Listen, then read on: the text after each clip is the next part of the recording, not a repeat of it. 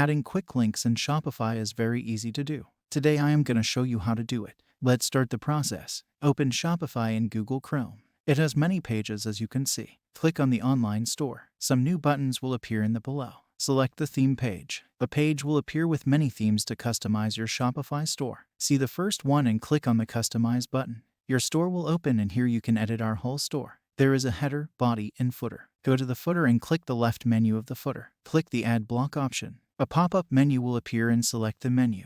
Here you can see the footer is open with quick links, which is our main topic. Here we can add as many quick links as we want. Let's do it here. Click on the quick link. The quick link section will appear on the left side. Give it the name as I give it a sample page. Here you can bold and italic the name. You can also add the link here. Click on the link option. Add the link to any of your pages that you want. Click on the open link in a new window and also click on the insert button.